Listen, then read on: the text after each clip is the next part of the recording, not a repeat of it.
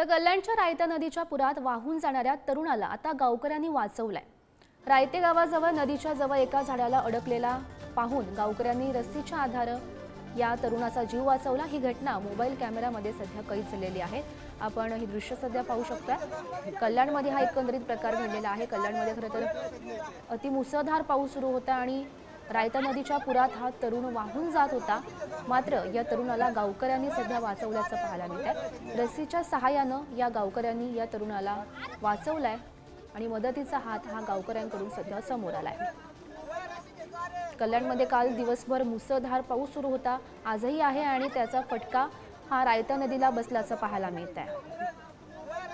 या संदर्भात अधिकची माहिती देत आहेत आमचे प्रतिनिधी प्रदीप भनगे सध्या आपल्या सोबत आहेत।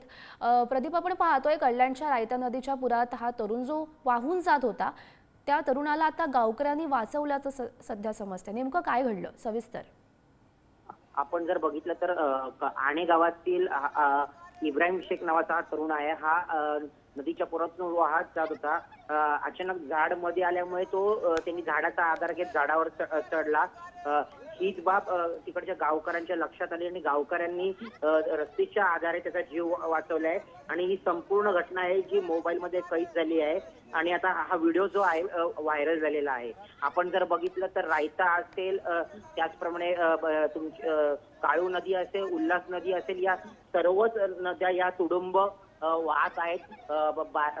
बारवी धरण क्षेत्र लोटातून पण काल 2 जण वाहून गेले होते। त्याचप्रमाणे आपण जर बघितलं तर नेरळला एक व्यक्तीने पाण्यात उडी मारली आणि पोहायच्या प्रयत्नात तो वाहून गेला, मात्र त्याचा पण जीव हा वाचवलेला आहे। प्रशासनाने त्यामुळे गावकऱ्यांचं कौतुकच करावं लागेल। धन्यवाद प्रदीप दिलेल्या सविस्तर माहितीसाठी।